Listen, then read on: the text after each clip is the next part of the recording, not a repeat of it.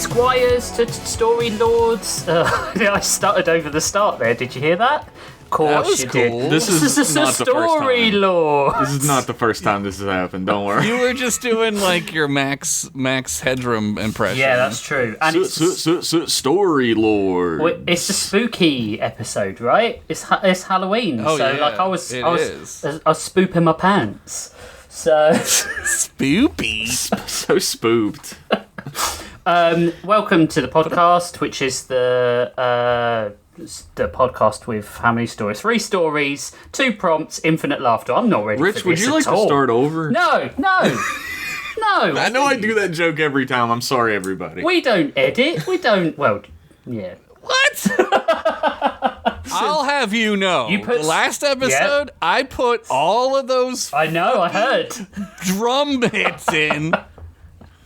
I do People appreciate really that. like that, though. Everyone commented on it.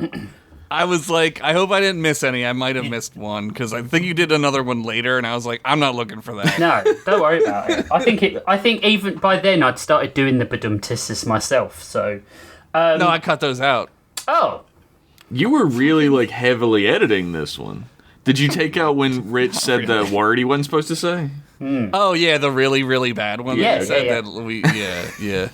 I mean, Take this out, too. Don't leave evidence. he always does that. He does it every episode because that's how I start the podcast.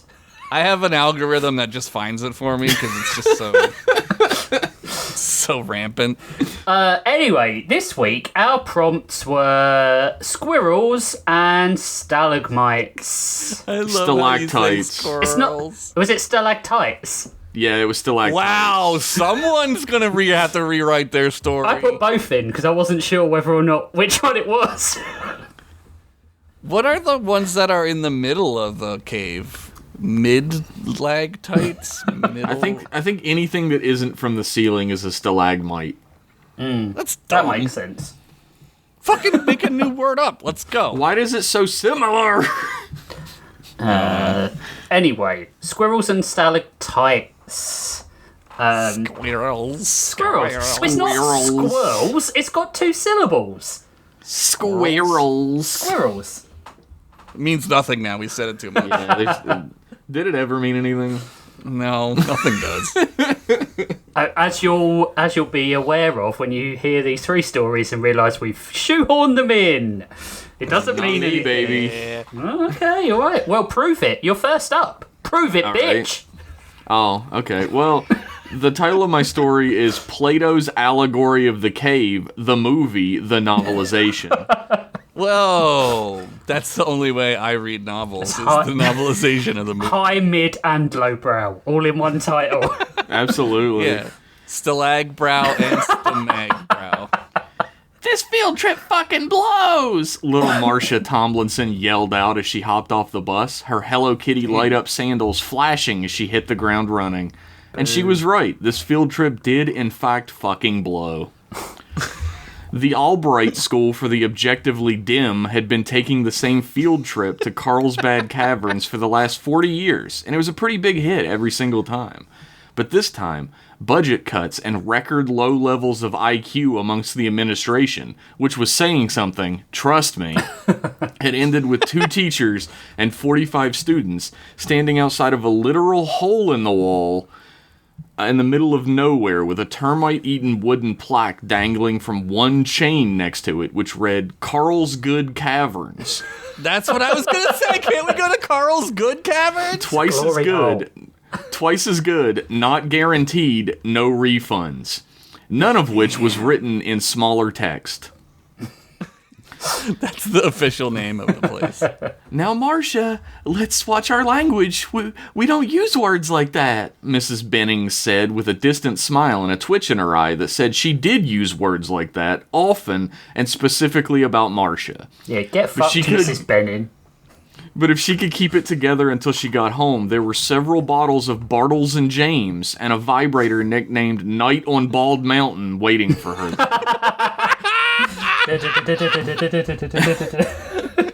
Coach Spassky, I have to use the wee little boys' room and blast piss out of my pee hole. Oh, no, little it's Billy Gordy. Williamson cried out. I thought it was As he stepped Gordy, on- Jeff. as he stepped off the bus doing the unmistakable wee-wee dance from foot to foot. Well, too damn bad, Coach Spassky screamed back at him, spittle escaping his meaty mouth hole like a spray bottle set to just fuck me up. He rubbed his hand over his massive beer gut, which took up about 80% of the real estate of his entire body, and let out a quiet, closed-mouth belch which connected directly into the first word he said next. You should have gone back at the racetrack like I told you to. You had plenty of time while I was talking to my bookie about the extension. I mean my friend, Ted. Yeah, Ted. Ted. That was a strange place to stop along the way on a field trip with a busload of children while we're chaperoning, Mrs. Benning said with a half-tilted smile that looked almost like she had forgotten what an actual smile even felt like anymore. Oh, that's sad. Don't worry, babe. I'll take you back without all the little crotch lice hanging around, making us keep all the good parts under wraps, if you know what I'm insinuating sex about, Coach Spassky said, with an over-exaggerated wink and a wide grin that reminded Mrs. Bennings of the grill of an oncoming semi-truck. She had many a dream about that truck finally taking her away from all this. It's like the Enter Sandman video. Anyway, she simply turned back to the kids and waved them towards the waiting area outside the mouth of the cavern. Everyone line up, please. We gotta get a head count. She paused and rubbed the deep wrinkle in her forehead that had developed from her trying to not look so sad at the grocery store, then muttered to herself, I can't lose another one of you. They'll take my license and then the medicine stops. What? Asked Spassky with a twist of his neck and a raised eyebrow. Oh, nothing, Mrs. Benning said sweetly, her fake smile wrenching up her cheeks again, but her eyes showing no warmth. It's working. What is this place? Tammy Wheeler asked from the middle of the line as it formed, her arm raised in the air. It smells like my older brother's sock drawer after we watch American Gladiators. Oh, God. This is Carl's Good Cavern, you damn little ingrate, Coach Spassky yelled out, pointing towards the sign dangling above them. It's twice as nice as that liberal snowflake cave you pussy little goblins have been crawling around, spreading disease and voting for Obama in for years. That is where I voted for Obama. You're actually gonna learn something about the real world in here. There ain't no avocado toast waiting for you in the cave this time. That is where I get my avocado toast. A small boy near the front of the line raised his hand. Yes, Marcus? Mrs. Bennings called upon him. What the fuck is this man talking about? Marcus asked plainly. Coach Spassky blew into his whistle loud enough to cause everyone there to cover their ears in pain. Do not question me when I'm on a tirade about lib cucks, fart cuss. Everyone relentlessly bully this child for his deepest insecurity, Coach Spassky screamed. All the other kids looked over Marcus up and down for a silent, awkward moment, and then a voice in the back chimed in, Your mom's having sex with Mr. Washington, the history teacher. The entire group of children, including Coach Spassky, erupted into laughter, pointing and jeering at Marcus over and over. Marcus simply stood in place, looking around with his eyebrow raised and his lip upturned. Yeah, Mr. Washington is my dad? I don't... All right, that's enough merriment, children. It's time to learn, which we all know isn't where fun happens. Mrs. Benning held her hands up, and all the children stopped dunking on Marcus for his parents loving one another and went back to standing in line. Marcus, you idiot. Mrs. Bennings went to work calling roll, each child raising their hand and chiming in turn to show their attendance. Coach Spassky simply began fumbling around in his tiny gym shorts pockets and polo shirt breast pocket looking for his pack of Pall Malls, but couldn't find them. Damn, he's a Pall Mall man? That makes sense. You'd best not be going into those caves, strangers. Reese's! A voice to Spassky's side caused him to cringe away, raising a leg and an arm into the air at once out of sheer reaction at the sudden outburst. Who the fuck is this now? Spassky cried out at once, taking 3 steps away from the old man who had yelled next to him and grasping onto a small child's shoulders to push her between himself and the intruder. Get him, Lindsay, he muttered into her ear. George Costanza. These caves are stalked by a darkness you cannot fathom, the old man cried out, raising his hands above his head. He was wild-eyed, and his white hair was unkempt, shooting up in random directions without rhyme or reason. He wore only a torn-up old poncho blanket, which didn't cover his spindly old legs well enough, and every time he raised his arms, it got dangerously close to revealing his disgusting old man package, but thankfully never did. There were children around after all. You had best turn back. Turn away while you have the chance. Who are you, sir? We booked a walkthrough of the caverns here on Fandango about a week ago, Mrs. Bennings said. Fandango? Taking out her phone and holding it up to show the ticket stubs saved as PNGs on her phone. I can't imagine there's anything that bad about going on in a place that sells tickets like this. Oh, let me validate, the old man said casually, completely dropping the loud, over-the-top, crazy old man voice for some reason. He reached under his tattered old blanket and returned with a cell phone with a scanner and an Apple Square attached to it. He quickly scanned each ticket on her phone and then printed out a small receipt, handing it back to Mrs. Bennings. Oh, thank you, Mrs. Bennings said appreciatively. Of course, no problem, the old man said evenly. But heed my words! The beast from below will devour your souls and rend your flesh for your intrusion. None escape the black pit within.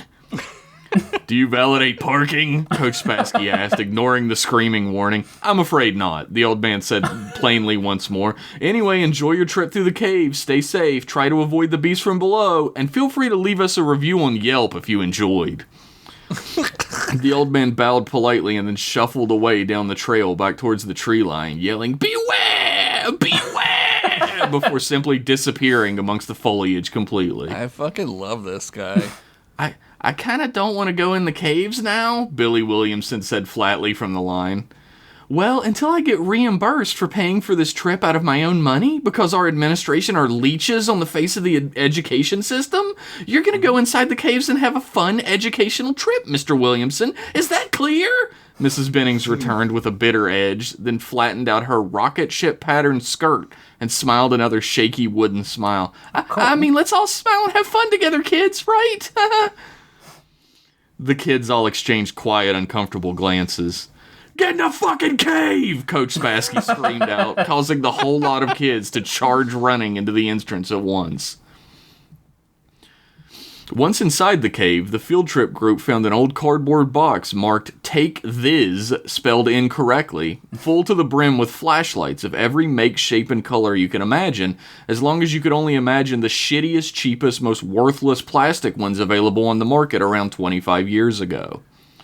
They don't make good flashlights now either. You gotta go get dude, this is a whole other podcast.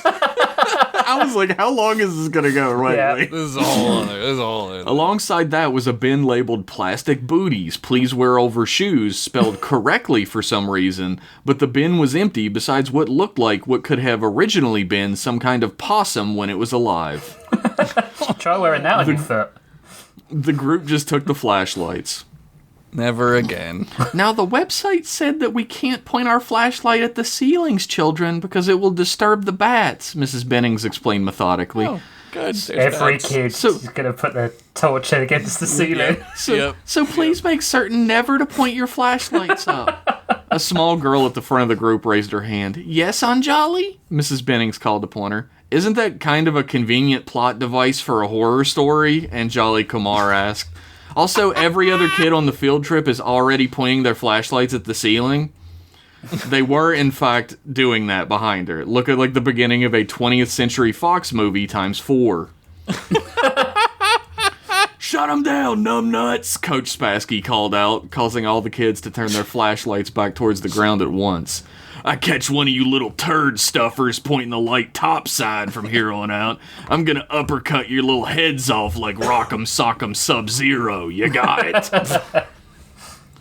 He's fucking full of references, this guy. The kids all exchanged glances. Lindsay Martin raised her hand. Those references are obviously out of our range of experience as middle school children, or whatever grade this is supposed to be. Fucking same guy. I'll dude. kill you, Coach Spassky retorted. Complaint retracted, Lindsay replied.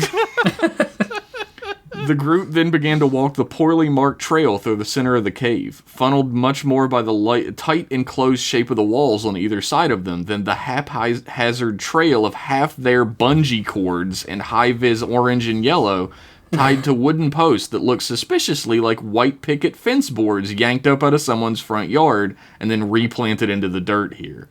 The children dutifully kept their flashlights on the ground.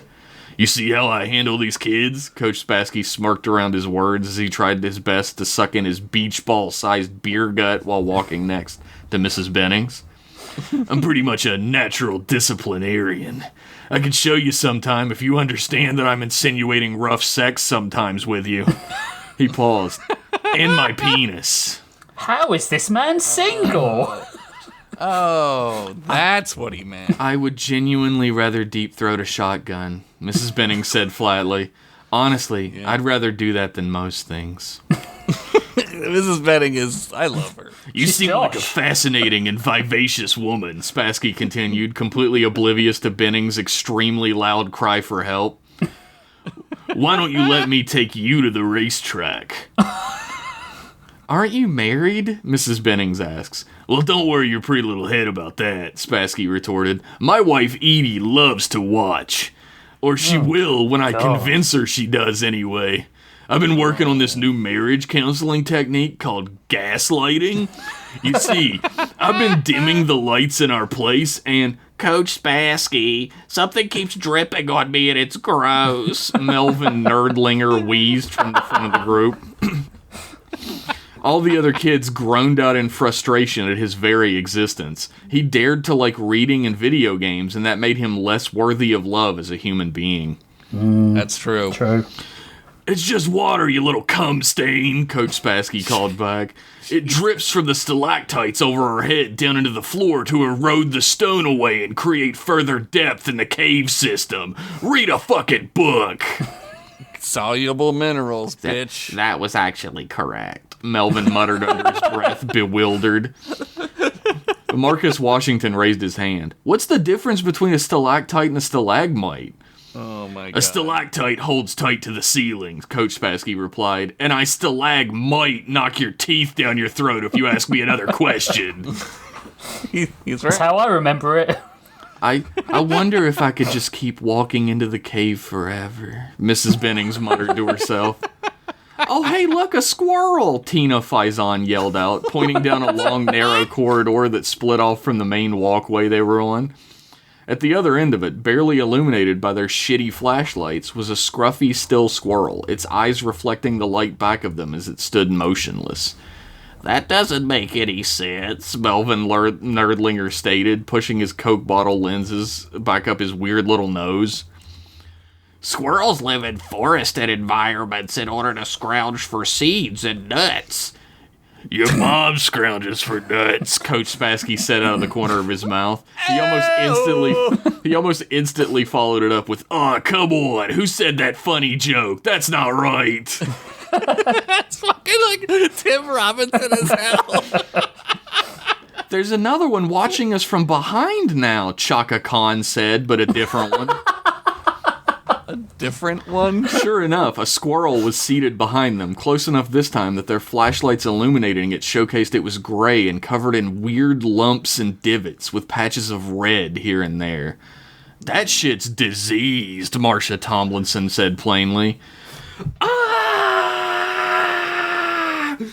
A child's scream filled up the cave from the distance down one of the side corridors, rebounding off the walls in a symphony of pure pain and terror. Hey, shut the fuck up! I've almost sealed the deal with Mrs. Bennings over here, for God's sakes. Don't cockblock, Coach Spassky screamed back. He's so close. First off, no you haven't. And second, that was a kid. They're in danger, Mrs. Bennings cried out. Go down the side path and find them, now. Fucking hell, fine, jeez. You're so needy. Is this what it's gonna be like fucking? 'Cause I'm not a giving lover, I'll tell you that right now. I got my nut. You got to worry about your own, you know? Spassky laid out plainly. Jesus. Please go away from me now. I don't even care if you save the kid anymore. Just leave my sight, Mrs. Bennings replied in a distant monotone, her eye twitching. Right, gotcha. Hard to get. I'll be right back then. Coach Spassky then took off at a jog, if you could call it that, considering his walking speed was almost exactly the same, down the long, dark, offshoot corridor the voice had come from. Coach Spassky found himself walking slowly down a winding, claustrophobic path, with only his immense physical girth and a red plastic children's toy flashlight with half battery as his companions. That should last. Nothing will happen to that flashlight. He had it somewhere in his head that he was looking for a kid or something, but truth be told, he hadn't really been paying much attention to this story so far. Had anything even happened yet? What page is this? There were squirrels. What page He never is did it? pay much. What? What page is it? 7. Oh, okay. He never did pay much attention, though, really. In gym class, he would just let the larger kids beat up nerds while he napped in his office or slipped out to the racetrack. That's gym class. However, he felt the entire time the presence of eyes were on him. And not like back in the day when he was the star quarterback of the Bigham Springs Ronald Reagans and everything in life made sense. No, these were malevolent eyes, if he knew what that word meant. Hello? Screaming child? You out there? Spassky called out boorishly. His voice echoed. Over here. A small voice called out. Oh, no. Over where, you stupid little gunt muncher? I ain't got all day. Coach Spassky yelled back. No! A loud, echoing, blood-curdling scream filtered down the longer, dark corridor at him. He paused a moment, his eyes wide. I tripped, the small voice returned. Please help me. Fucking hell. Spassky stood rigid in the darkness, but not the kind of rigid he usually liked to be in a tight, dark hole. Oh Sometimes in a bathroom stall wall. He quickly spun on his heels in an attempt to leave, returning down the corridor he had come from to save his own skin just in case. But a small squirrel stood in the center of the walkway, its eyes gleaming as it stared at him. The thing chittered, but its jaw hung loose from its head, a huge chunk missing out of the side of it. It suddenly hissed and began to charge towards him, fast as lightning. Ah, fuck! Spassky screamed, turning and running as fast as his skinny little chicken legs could take his massive midsection, which bounced with every step. But he couldn't make it far, as something quickly darted under his foot, causing him to go tumbling forwards, head over heels. And down further he went, feeling the unseen darkness of the sodden earth beneath him giving way with each bounce of his body. His grip on the flashlight went immediately, and it bounced with a hollow plastic ring down the same path he went. Bashing over and over, he careened, until he felt a cold, wet splash around his body as he came to a sudden stop. He sputtered. Calmed himself. He sputtered out water and rolled over, having enough presence of mind and unpained joints to get into a seated position at least. As best he could tell, he was sitting in a foot or two of ice-cold water, his ass sunken into some mud, but he couldn't see a damn thing. The tumble must have turned the flashlight off with all its bouncing and jostling. Are you there? The soft, distant voice spoke once more, probing into the darkness. Spassky sat silent. I know you're there, the voice followed up. Spassky began to feel around in the water wildly, his heart now racing in his chest and his entire body beginning to hurt from the fall. It took him a moment, but he managed to get his hand around the haft of the flashlight and retrieve it from the water. It thankfully flashed on quickly, and he turned it around the room to get his bearings. He was sitting near the wall of a fairly large room, filled with overgrown salt deposits and stalagmites jutting up out of the ground, creating complex systems of stone that blocked his sight from this way or that. But there was no sign of a child, or anything else. Are you down here? He called out, his voice echoing through the room. There was no response. Fucking tits, he muttered to himself, standing back up and brushing the mud off as best he could. But even that wet, he felt something drip down and splatter on his face. He quickly dabbed his middle finger through it and shook his head. Fucking kid was grossed out by cave water. I ain't no pussy, like. He stopped cold when he drew his finger in front of the light beam. The liquid smeared across his fingers was red. He turned the light upward. Could be cave blood, that's normal. True. It's just science. Yeah. He turned the light upward instantly, pointing the beam of the light at the stalactites hanging from above. There were hundreds of them jutting downwards at him from the ceiling, as if reaching for him, and upon each and every one of them was dangling a massacred, desiccated human corpse.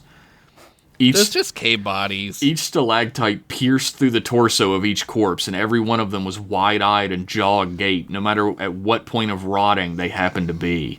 Some of them were missing arms, others legs, some heads, but none of them were whole. Some seemed as if they were more or less salt-cured mummies that had been here for decades, maybe longer, and some looked like they could blink their eyes at any second and resume screaming.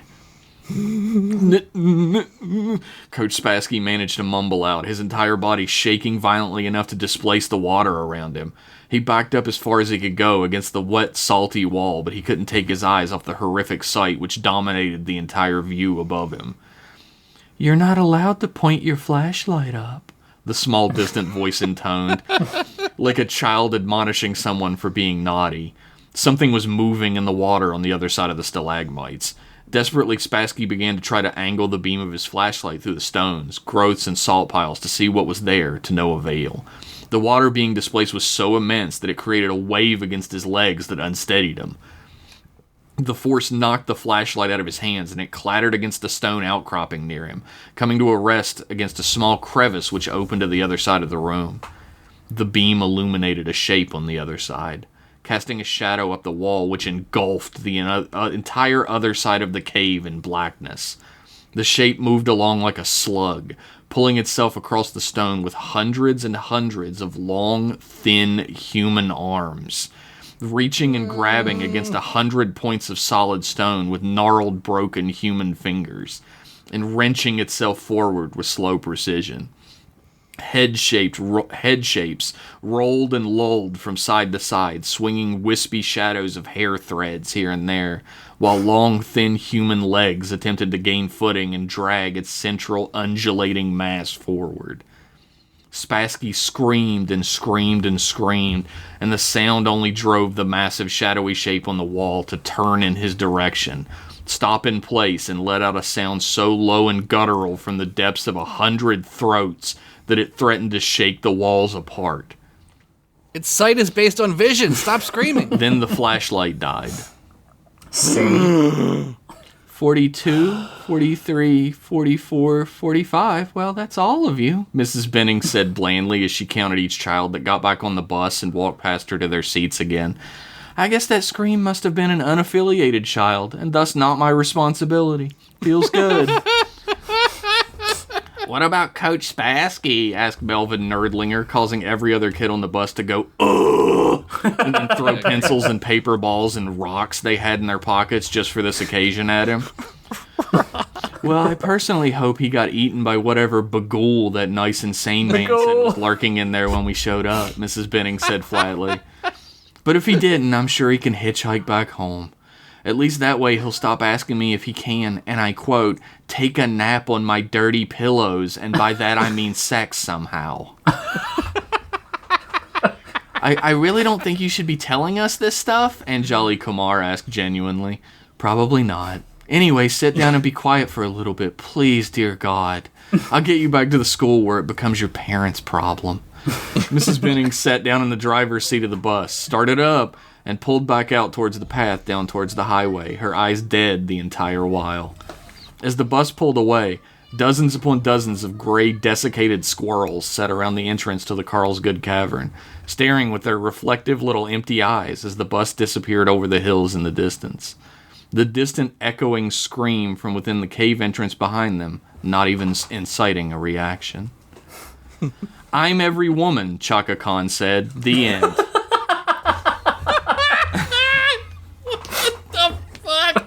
You said it was a different one.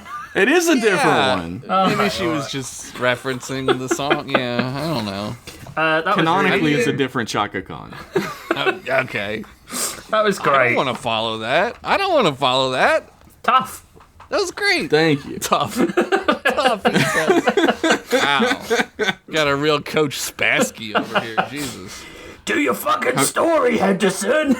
If you don't do your story, I'm going to fuck your mom or something. I don't know. Coach Spassky will not return.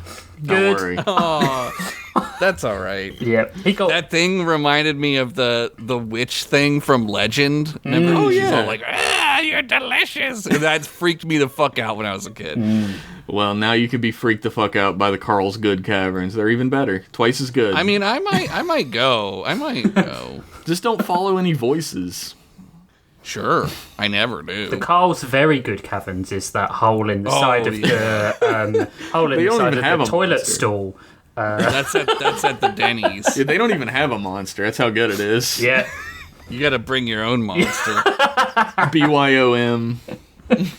That was great. You made up for Yeah, last cool. week's last episode's nose jokes with all the Yeah. jokes in this one. If you were expecting another serious horror story, I'm sorry. I mean, it was still scary. Yeah. I thought Imagine having those teachers.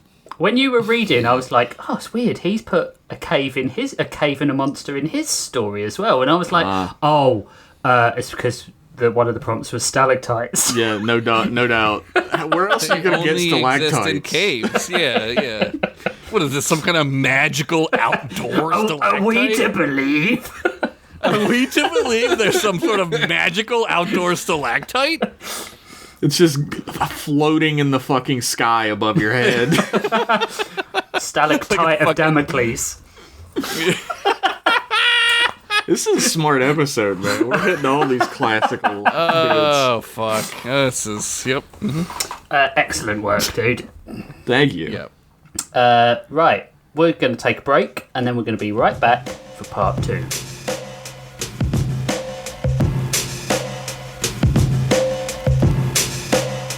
It's almost time to lock up the house. And then your party will really begin.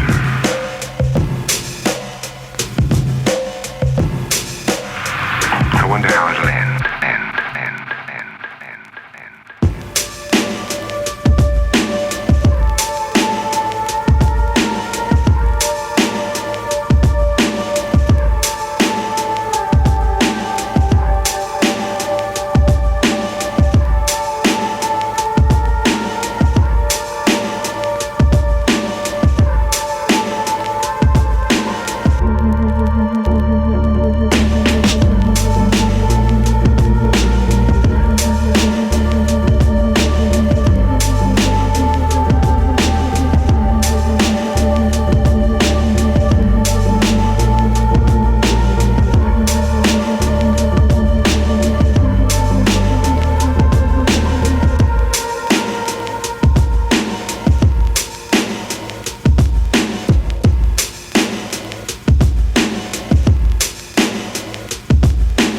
Hello everyone, welcome back. We came right back and didn't have a tangent conversation. Because No, we never do They that. don't we need to never know do that. that. We value your time, that's why we're back. Wait, what? Oh, yeah, no, it's about them. It's them. about We them. don't value our own time, but we value your no. time. We value your time. We came right back after that song. Josh, I would really like to hear a story about Reese's.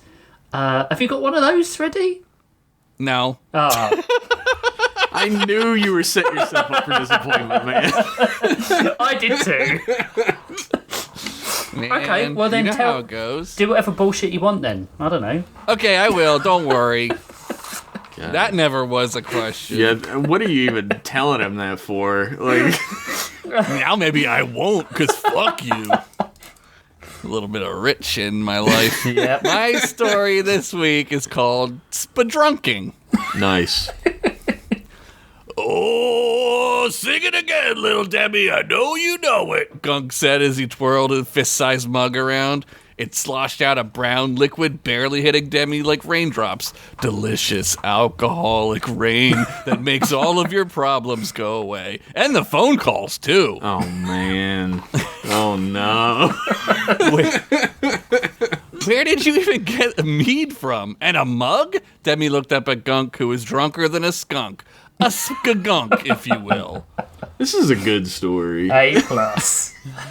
That's what Dildo Swaggin said.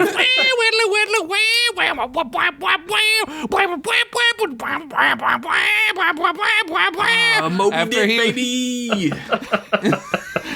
After he was done, Gunk leaned against a nearby tree and collapsed. He began to snore almost instantly as little spit bubbles came out of his head for some reason. Very anime. Anime. Oh, great. Well, I guess we're camping out here in the open again, Demi said. She unshouldered her pack and began setting up a makeshift camp. The dark of night was cold this time of year. The trees had already lost most of their leaves, and the ghosts and skelemen were out getting ready to trick or treat. At least they would have been if the world wasn't on fire. Demi cracked some sticks and made a little fire tent thing, carefully placing the broken pieces of wood into a little hut. She stopped for a second thinking about the ramshackle cabin she had been in when Gunk was possessed by that black gold tar stuff. It sent a shiver up her spine. Must be colder out here than I thought, she said to Nice herself. callback. Now we know what's going on. Sweet. It's almost professional sounding. Almost. She wrapped herself up more tightly in her cloak. Hey! Hey, you! Fucking loud asshole and neglectful guardian! A small voice came from above. Demi could barely hear, but she trained her eyes upward. There, standing in front of a little doorway, was a pissed-off murkmonk. Ooh, look at you, cutie! Oh, no, don't she do said. that. She said, squeeing like a Japanese girl at a Tamagotchi convention. Wow, that is the most up-to-date reference I've ever heard. Hey! Who you calling cute, small bitch? The murkmonk shouted back. It's bad enough I have to put my son to bed for the last time, seeing as this is probably the end of the world, and tomorrow the survivors will most likely envy the dead. But now I've got smelly fartson down here trying out for Darren Ocean Idol. Singing up all the quiet, he turned around back into his house. Singing up all the quiet. Wait, Demi shouted up from the ground. We need somewhere to hide. Can you help us? Does it look like I can help you? I'm not sure which one of you bipeds dropped who on their head. I'm guessing by his size and all-around lack of musical talent that you're the one who dropped him on his massive encephalitic head, probably carrying him. This murkmonk is mean as fuck. I just wanted to get that out there. Yeah, man. Probably carrying him home from the tavern the night your mother divorced him on account of his Peter being as talented as his singing voice. Wow. Demi laughed. That's funny, but we're not related. He saved me from the future, which was dystopian hellscape. Then we got sucked through a portal and into the now times, and now I'm saying this to you, Demi said with a shrug. Thank you, Demi. That was very useful. Wow, amazing story. I hope to hear it again in the soon-to-be never again, the murkmonk shouted. This murkmonk is on the warpath, everybody. Watch out. You don't know me, I am, Gunk shouted as he stood up, still sleeping. He swung his axe once, swiftly chopping out a huge notch in the tree. The tree that the murkmonk was living in. No, the murkmonk screamed as the dead trunk of the tree all but crumbled. After a few seconds, the smell of burnt wood and sawdust bellowed up from the ground where the tree used to have been. Demi waved her hand in front of her face as to not breathe in the dust. Out from the ashes, a single murkmonk marched forward, clearly pissed off as hell. He rolled up his fur on his arms like he was ready for 1930s-style fisticuffs and marched over to a sleeping Gunk who was covered in his own cloak, snoring away. You stupid dwarven dick! He shouted as he made ready to place a single ball-busting kick against Gunk's ball seam. God damn. Good aim. He licked his finger, testing the windage. After a second, he soccer-style field goal kicked straight into Gunk's junk, only to be met with a hard clang. Oh, Fuck! The murkmonk shouted as he grabbed his foot in agony. Nah, now, Axe. I'll slither into your ham wallet later. Oh, fucking hell. First, I have to take Demi to school. He snored and fell back asleep. In another part of Darrenos, far away from the burning city of Grawl, Sid started a head count. Refugees poured out of the forest into a clearing from all sides. Many carried only what they could save. Some carried nothing and no one. 506, 507, 508, he counted as he squinted through the darkness. We did a head count in both stories. Did we? Yeah. That's weird. Yeah, that is weird. Holy shit. There's another thing that you said, I think, that I also said. Anyway. Synergy. People were passing him faster than he could keep up. He could hear the cries of children in the distance. Chickpea walked slowly up behind him as to not disrupt his count, but quickly got bored and did an obnoxious ahem for attention. There's just so many of them, Chick, he said, not even turning around. We can't be, responsible for all these people, she said. We don't have anywhere safe to go, and we can't keep walking around even at night. Eventually, those little bug things will find us, if not worse. She shuddered at the thought of what could possibly be worse than a bug man riding a scorpion the size of a school bus. It's pretty fucking bad. Good thing we got every one of us out of the city. Well, besides Demi, but that little girl is tough. I know she's out here somewhere, Fred said as he too approached behind Sid. Yeah, at least the flamingos are safe, Sid said, but something gave him pause, like an itch in his brain. How you know as soon as you leave the house that you're forgetting something, and then it hit him. Oh, fuck, Flyman, he shouted. Now turning around, facing Fred and Chick. Who? Chick said, laughing. Flyman, the guy who lives in our basement. He's a giant fly, always sad, needs therapy, Sid said, holding out his hand, trying to invoke the memory of the monstrous fly creature that had indeed been living in their basement for a long time. Oh, Chickpea said, kind of realizing. Right, I thought he was your elderly dad or something, and we were just all waiting for him to die so we could turn the basement into a burlesque club, or at least an arcade basement with Porkman and Mrs. Porkman, and maybe a foosball table. Dude, I have the high score in Mrs. Porkman, if you know what I'm saying. Yeah. If you know what I'm implying sex with. Sexually. Wait. You thought that Flyman, a horribly grotesque, cursed abomination upon this earth, was my elderly father? Sid said, squinting. Yeah, to be fair, I also thought he was related to you, Fred chimed in with a raise of his hand. You've known Flyman for a decade, Fred, Sid shot back. Yeah, but to be fair, I don't really pay attention to anyone but myself. So, he said, looking at his muscles and making a kadoosh sound as he flexed.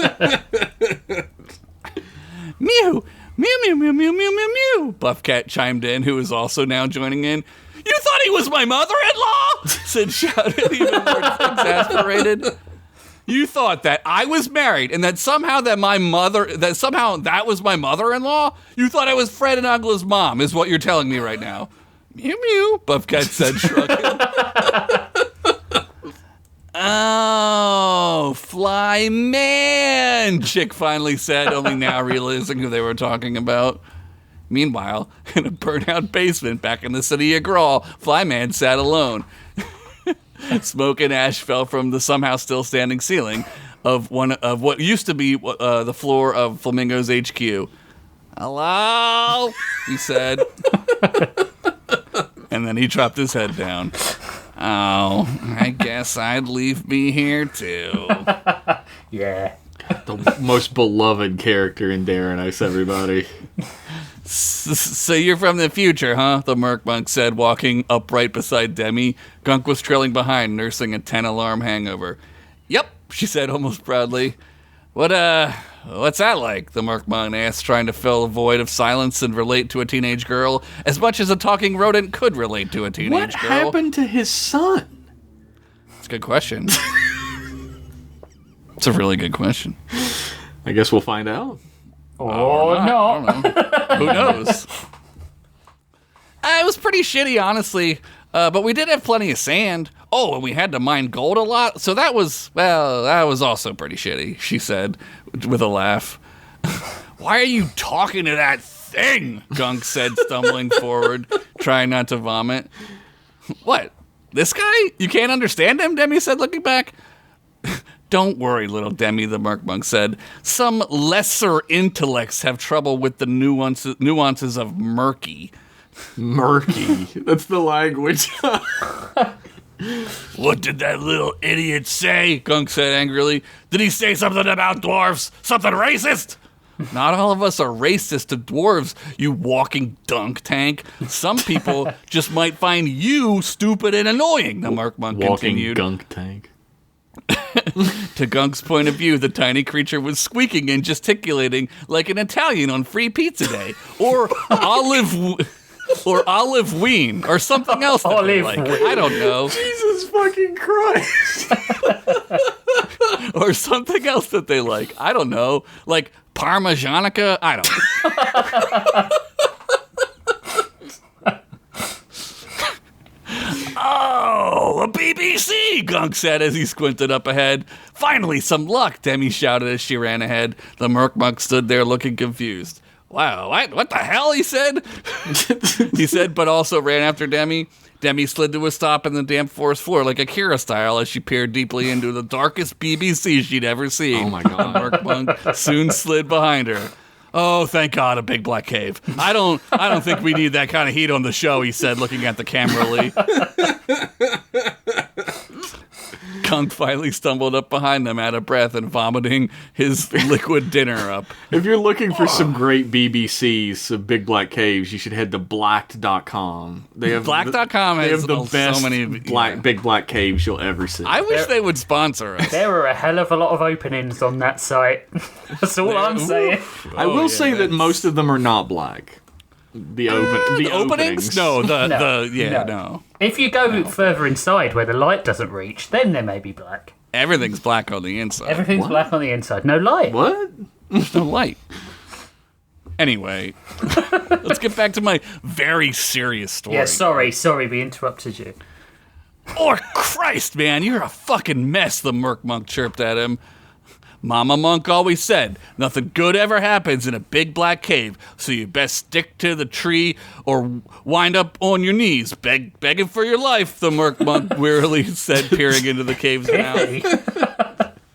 It's so memorable, man. How could you ever forget that? We'll be safer in here than out in the open, especially during the day, Demi said. Come on, it's like camping, but like in the dark with several millions, if not billions of metric tons of rock above you, and who knows what kind of stuff lives in there, you know? Isn't that fun?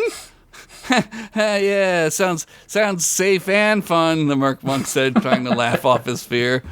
Gunk reached into his pack and pulled out a torch. Demi snapped her fingers and lit the torch after a few tries. All around them, the slick walls of the cave glistened in the firelight. Demi looked up and saw several stalactites, but thought that the ceiling looked safe enough. The murkmonk was already up on one of them and scurrying around. I do like that these are high up, but I don't think I could make a life here, you know? He said down to Demi. Suddenly, a loud, unnerving, spectral voice came from deep within the BBC. Well, that about does it for me. Guess I'll go back to my tree someone knocked over and die, the murkmonk said, putting on a little fedora and a hat he had, packing up a suitcase that he somehow had. Wait, let's go check that out, Demi said excitedly. She ducked under fallen rocks and squeezed through crevices tighter than the crevice I squeezed through last night. It just so happens that I was at your dear mother's house last night. And the crevice I squeezed through, well, it wasn't really me, per se, squeezing into it, but my turgid sex hog. Turgid. Nice. And the crevice wasn't made out of rock, but bitch meat. Grade A, mom quality bitch meat. Wow. The sound began to distort and echo through the now widening cave system. This is a stupid idea, the murkmonk said. Gunk was having trouble squeezing through the crevices, so instead he began to punch them, as all problems can be solved through punching. Dance punching, kick punching, double punching. They'll all fix all your problems. The rocks shattered and exploded as he hit them with his metal arms. The ceiling above cracked and dust fell onto the party, but somehow held for now. Up ahead, Demi could hear some voices. Shh, she said, and motioned for them to crouch down. Yeah, I'm like 5 inches tall, dude. I can't even see what the hell you're looking at, the murkmonk said. Oh my God, Demi said, standing up. Flyman, she said, running toward the sound of chatter. Oh, look, you came to get me, he said hopefully. Well, what are you doing here? We were worried about you, Demi said, running up and hugging him. He froze, having barely known the touch of someone who cared for him. Gunk walked up a moment later and quickly vomited again, still hungover as fuck. That's fair, Flyman said, lowering his head. Guys, I'd like you to meet my therapy group. This is Gary and his friend Skelizabeth. They're recovering boneaholics, which I think means they like to have sex too much, but I'm not too sure. Gary, Demi said, quickly running over and hugging the skelly man. Demi, I'm so glad you came. Just know that here we are supportive and we don't judge. No matter what. No matter what it is, we won't judge you, Gary said kindly. Hey, try this one back here. He's an alcoholic, the murkmonk said, pointing Gunk. I sense that you yourself have anger issues, little murkman, Gary said, kneeling down to shake his tiny hand. Yeah, maybe one of it. Fuck you, the murkmonk said, shaking his hand back. Josh finally has his own self-insert in the store. Yes, no other character. No other character is no. Josh. None of them are. No. I can't believe you guys are here. We need a place to stay that is safe. Do you guys know of any? Demi said excitedly. All I know is a place I go to cry and be alone with my thoughts. Gary says it's okay to think them, but I shouldn't say them out loud or else they could manifest into reality. And nobody wants to be around a sad, crying fly who says depressing things, apparently, Flyman said. Okay, well, we aren't judging you, Flyman, right, guys? Demi said, looking at Gunk and the monk. Oh, yeah, sure. Gunk said. That is my favorite 70s buddy cop show. Gunk and the Monk. It's on right after Gronk, which is confusing because they sound similar. Who scheduled that? Gronk, my favorite show about Gunk and Bronk. It's new to me. All right, I'll show you to my old castle. Castle Sad Skull. Flyman lowered his head. Flyman hovered above the air in a second before his wings hummed away into the distant cave. More like Castle Gay Skull, am I right? The murkmonk said, looking around for a laugh. Hey, scolded Gary. We don't do that, okay? We don't judge. That was the problem. He was being too judgy. A fiery screech wailed through the night air. Above the refugees, a dragon playing a flying V guitar was tear-assing through the sky, burning the forest around the makeshift encampment to the ground. All around, the chitter of clickers and scorpionoxes rumbled through the ground. The hot breeze of a dragon's fire and fire ants beat against Sid's face. The yellow flames lit up his eyes as they dilated in the now bright light. Fire ants used their organic butt sacks to start even more fires to draw out every living thing into a kill zone. The refugees had picked a bad spot to stop and rest. Behind them, the mountains towered over. We have to flee into the mountains, Fred said, grabbing his axe and hammer. Mew, mew, mew, mew, mew, mew, mew, Buffcat said, also grabbing his axe. His flail tail whipped in agitation. This is gonna suck hard-ass dicks, Chick said, powering up her staff. Behold, I am the herald of he, the dragon sang like he was opening for Godsmack.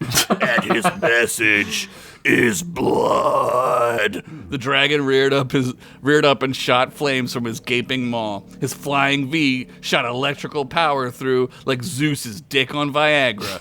Chickpea quickly threw up a shield.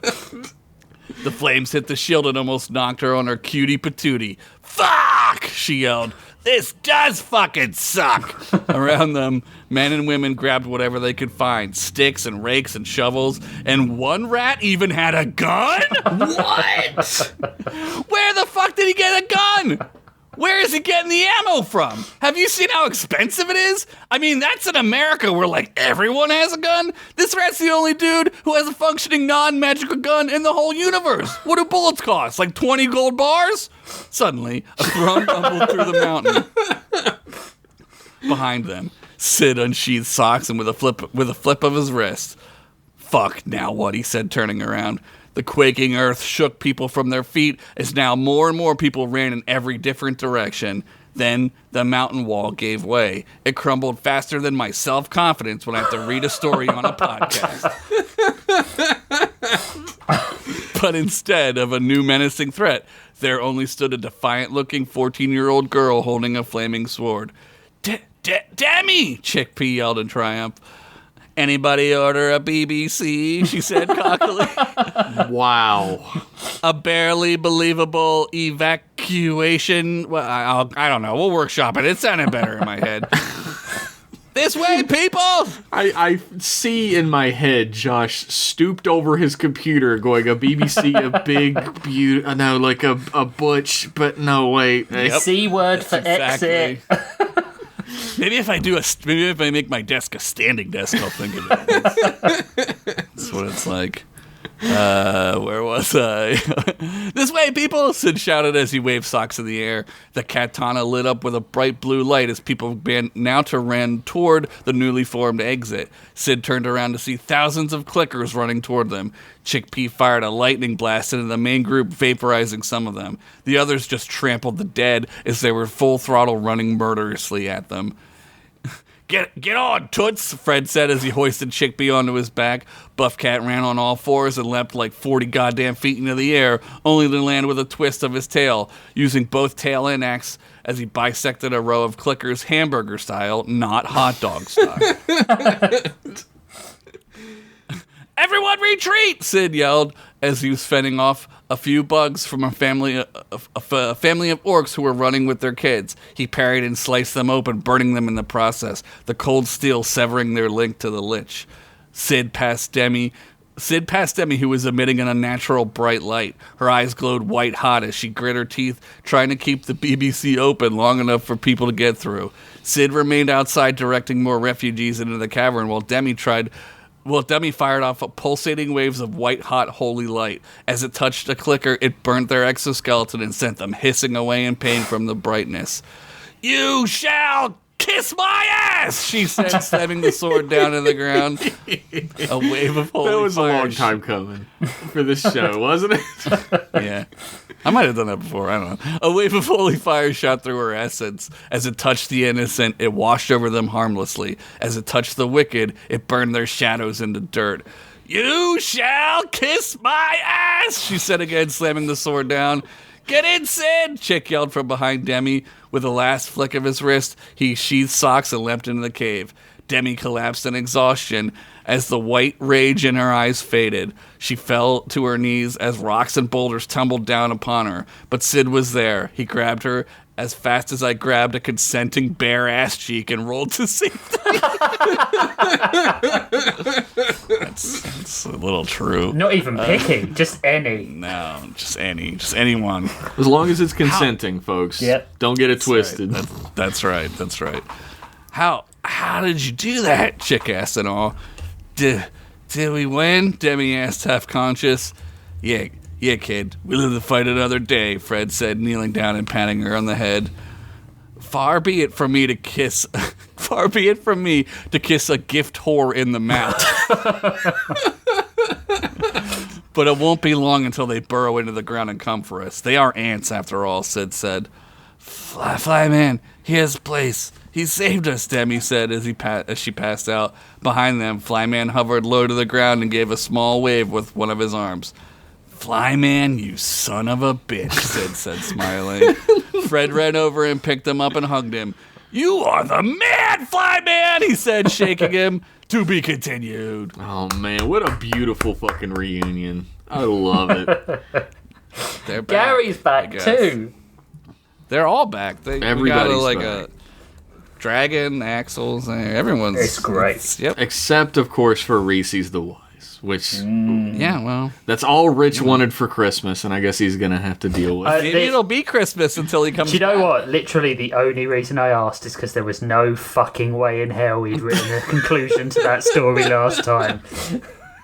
What, do you guys, like, know me or something? Maybe a little bit. Maybe a little bit. Maybe. As soon as he Look. said that, I was like, "This is not." There's no way. Don't kiss a gift horse in the mouth, all right? True. I mean, where else am I kissing it? It costs way too. It costs way You're more. not. It You're costs way not more. allowed. You're not allowed to. I wouldn't kiss anywhere. Yeah, that makes one of us. Excellent. I mean, you're story. putting your peener Thanks. inside. You're gonna get whatever disease. Like I don't know what to tell yeah. you. not You're already not there. without protection. Never rub another man's rhubarb. Never? Never say never. Look, if it's a consenting rhubarb, you rub away, Yeah. baby. Yeah. A consenting vegetable. It was a very good story. I love that. Thank you. Demi is like powerful as fuck. What the hell? Yeah. What the hell? What the hell? Yeah, I don't know. I don't know how I'm going to end this. I don't know. Are we heading towards an well- ending, or are we heading towards another big switcheroo where you get to do the story for another season? Hey, that's a really great question. And I think we should take a break. See you next part.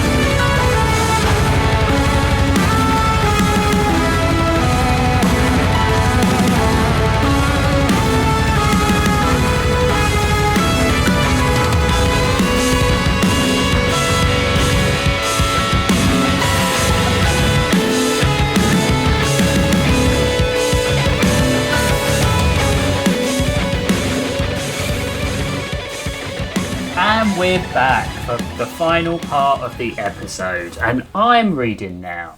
So, prepare. And I'm reading now. We got win Ben Stein's money over here. All right, my episode this week is called "I Could Smell a Peach for Hours, but Should I?" Jules Hopkins fucking hated commuting home through Terminal Sector 12 almost as much as she hated being alive in this godforsaken, crust-infested dickhole of a universe. This is a 10 out of 10 story. Yeah, I relate to it. instantly relate with this character very deeply. And I thought you said SEPTA, and I was like, oh my god, it's Philadelphia. It always smelled like someone had microwaved the inside of a rat's ass inside a wetsuit, and the people just sat glued to their wrist comms, scrolling through whatever bullshit reinforced their own social values, never challenging themselves, never stepping outside their comfort zones, just fucking drifting, like the Epstein list. There, but for some reason, untouchable. Is this a Black Mirror episode? This is too real. When you were It's talking very- about how it smelled, I was like, oh, Josh was right. This is Philadelphia. Yeah, exactly. That's exactly what it smells like. When are we going to hear those names, eh? The undoctored list, not the one Trump has crossed his own name out in crayon and drawn a crude rendition of Obama in shit because he can't spell the man's name. You don't even need to see it. It's there. yeah. It's Obama. obvious. Obama. Thanks, Obama. The mag rail hissed into the station, chuntering and loud, like it was as tired of its job as she was of hers. Commuters poured out in the same uniform of mediocrity, beige trench coats, practiced neutral expressions, and the desperate look of people who thought personal branding counted as a personality. Someone next to her wore the same utilitarian brown bomber jacket as Jules did, but her neighbours said House of Grimaldi on it, as if some printed letters somehow made that bitch queen of the block. Fuck her and the Diamante studded horse's dick she rode in on. Jesus, this lady is bitter as fuck. Yeah, I love it. I'm in love. Jules walked against the current, hands in her pockets, shoulders hunched like she was trying to fold herself into a smaller, less punchable shape. Work had been, as it always had been, a cavalcade of morons. After the comms blackout on Earth 3 weeks ago, the interplanetary comms net was being handed over to artificial intelligence, even though things were perfectly normal here on Titan. It would lead to eventual redundancies, but what did anyone care so long as the shareholders got another $1 or $2 for their skin peels, dick enhancement drugs, and making sure no one could break into their little club of generational wealth havers and Epstein list co-conspirators. There it is. Her boss had used the phrase synergy sprint without any sense of irony. Daniel, it's a real horror episode. Daniel from finance had told her again about his mindfulness journey, and she'd spent 3 hours explaining to a client why you can't pay invoices in exposure.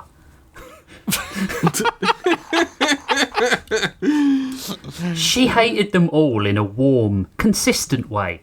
Her mother always said that her cynicism would age her, but to be honest, it was keeping her soul warm in this cold, frigid galaxy.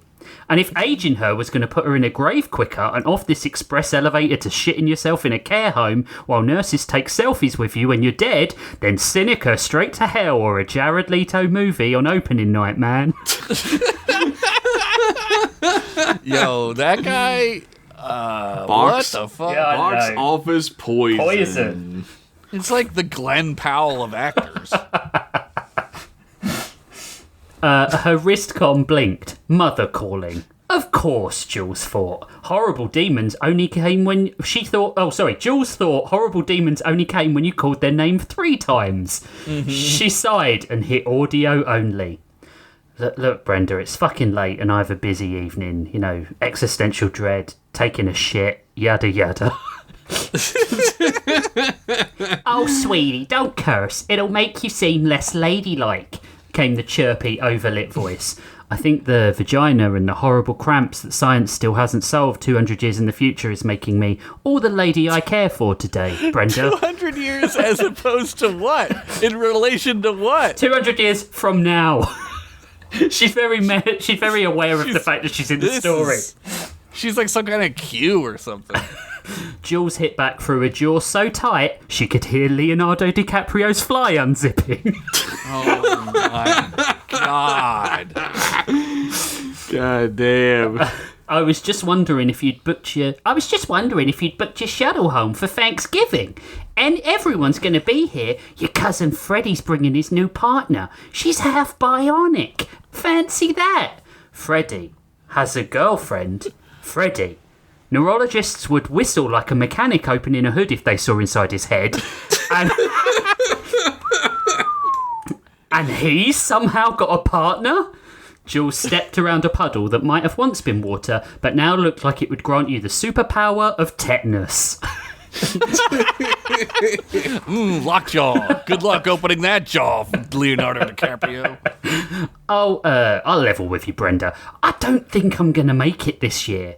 But you came last year? Yeah, and look how wonderful that turned out. I still have the handprint on my thigh from your boyfriend's aggressive family bonding. Stevie's just stepdad, Jules. Jules sighed, wondering how her mother had lowered her expectations so after her father had died. No, he isn't. That man is so gross, his DNA base pairs are CU and NT. Damn, that's smart. Her mother tutted, the weapon of 1,000 passive-aggressive wars. Don't you miss home? Don't you miss your family? Nature? We don't have their stupid robot animals here on Earth. Jules looked up at the flickering hollow sign for Happy City Industries trademark. Because you deserve happiness. Open brackets, terms apply, close brackets. She forced a smile her mother couldn't see. We've got squirrels here too, Brenda. But they're not They're not Earth squirrels, are they, darling? They're foreign. Okay, I'm hanging up before this turns into another... Here we go. The squirrels are stealing our women and jobs conversation. Jesus Christ. She ended the call mid-sigh and felt better already. The streets near her building were quiet, save for the soft electric hum of the lamps and the distant sound of someone having a very public disagreement with a parking enforcement robot. Then came the familiar voice. You've got cameras in your souls. What do you want?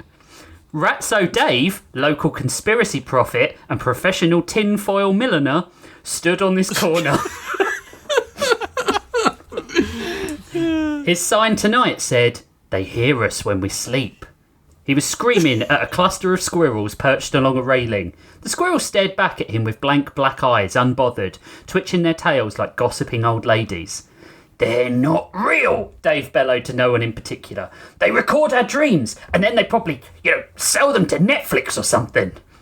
Jules passed him... That Netflix is still around. God, of all things to survive, huh? 200 years later, then something. I don't know. Can you imagine what the subscription costs are by then? Like, Oh my God. $500 million. Jesus. Jules passed him like she did every night. A nod, a smirk, a shared moment between two people who hated the world in different flavours. She reached into her bag and tossed in the sub she'd bought him on the way home. "Evening, Dave." He nodded to her in thanks as he caught the sandwich. "They'll get you too, Jules." "Please tell them to hurry up about it, won't you?" she muttered. "I don't want to have that conversation again at Christmas." Up the stairs, past the keycard door, and into her one-bedroom flat. Everything was exactly as it always was. A flickering hollow clock, a plant she kept alive deliberately out of spite so that she wouldn't have to die here alone. And a kettle because she liked tea and wasn't the psychopath. Wow.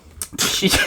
Jesus Christ. A future dude. without a built-in sink tea maker? Oh my God, what a dystopia. Sponsored by Quooker. She dropped her bag, kicked off her boots, and peeled off the day like dead skin. The city glimmered outside in its fake mood, and Jules watched it with the same expression people gave farts in confined spaces. "Tomorrow," she told no one, "will be worse." And with that very comforting thought, she collapsed into bed. Outside, the squirrels watched the building, tails twitching in unison. Jules woke up to birdsong, which was really wrong because Titan didn't have any birds. The moon had robotic simulacra of pets, and there were those terror lizards that ate all those school children on the subcontinent 10 years ago, but that was terraforming for you. You had to take That's the man... It's the price of lizard freedom for Absolutely. you. Sometimes you gotta crack a few orphans, Yeah, right? that's right. That's right. But that was terraforming for you. You sometimes had to take the man-eating reptile with the smooth sometimes. Oh, wow. We thought we were being clever. You got your head in the We're not. She sat up, blinking away the dim blue light bleeding through her cheap government-issue radiation and dampening blinds. It wasn't birdsong, exactly. More like chirruping. A dozen squeaky chew toys being stepped on in rhythm. Outside, the squirrels were lined up along the railings like a furry jury judging her. They weren't scampering like normal. They were perfectly still. Every so often, their tails flicked in sync. "Great," she muttered. The world didn't just look different. It sounded wrong. Too soft, like someone had put the entire moon on Xanax. But when she wanted antidepressants, no! No, I'm drug seeking. She shuffled to her kitchenette, started the kettle, the only consistent relationship in her life for the past 10 years, and peered through the window. Down on the street, commuters filed past the squirrels without even looking, marching in unison. She got washed and dressed, ate a protein cube and took her prepared supplement water, clipped her work ID to her jacket, and headed out. The squirrels didn't flinch as she passed, their heads turned in eerie unison to follow her down the street. It was then that she noticed something was missing. She hadn't been wolf whistled, or careened into, or somehow belittled by an older person. She'd walked almost 10 minutes without the usual fear a young woman feels walking down a crowded street. She took a long look at her surroundings.